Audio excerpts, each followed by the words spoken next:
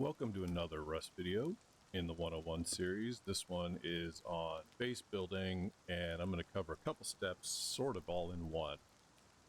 How to make sure, at least for small base builds built on non-level terrain, that your whole base will actually deploy without taking a bunch of crazy steps. And one of the techniques is simply this. The first foundation you place, in this case, this is future honeycomb, but it's also the most external part, so the rest of the base will be this way. And I placed it on the uphill side, which means that in the future, when the base is built and I get to the point where I'm adding honeycomb, I will be able to simply add the honeycomb without any real worry about whether or not there's room for it to go down, because I already know there's room for it to go down because we did the whole... Oops. What?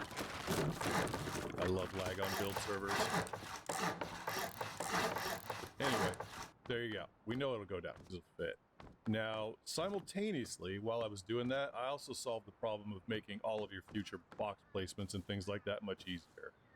And for those of you that missed it, we're going to go over that again. So, same base, and I'm starting once again with the uphill most piece of honeycomb. But look at the compass, and notice that I'm angle aligning my heading with exactly with one of the compass points. Now, I'm not going to use the cardinal 4.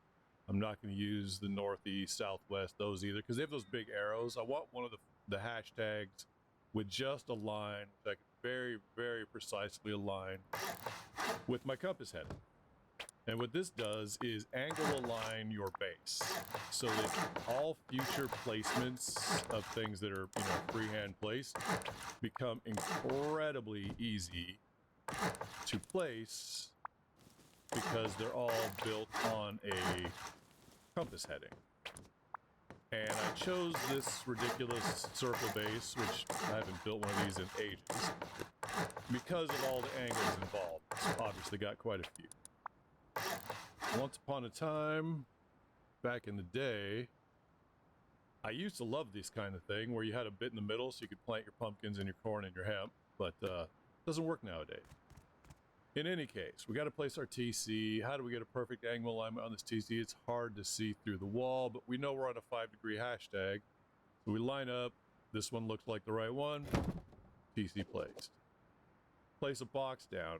Actually, you can cheat a few ways on this and get it close to perfect. You can use that line in the stone foundation itself. If you look at the top of the box, you can use these two little marks that pop out. I remember learning this from Evil Worst. And this one's good, but if you look at the compass heading, it's not quite perfect. It's damn close, though. But what I'm saying is you can be a tiny, tiny bit off still with that technique. Whereas if you use the compass heading, it's very easy to get absolutely perfect. Oh, you know what I forgot? Let's grab a workbench. We want to place a workbench down. It's important that we get it down. Once again, you can kind of use the way it pops in and out of the wall to make sure. We already know this thing's on 110 degrees. Placed. Oop, I've got my compass heading. Now this one obviously isn't very important if it's perfect because there's a lot of wiggle room under there. Placing this down, it must be on 140. And you can move it in close to the workbench as well. You get really good placement this way by just wiggling around a little bit. Now these things, these stone fireplaces, can be pretty finicky. But once again, you can use the lines on the stone foundation. Metal foundations also have these. One thing to keep in mind with the stone fireplace, there's actually two placement points. One kind of far out and one right up against the wall. But once again, you see where I'm going with this. All of your future placements are just a lot easier because of this one little step you took at the very beginning. And this applies to the biggest base builds you could think of.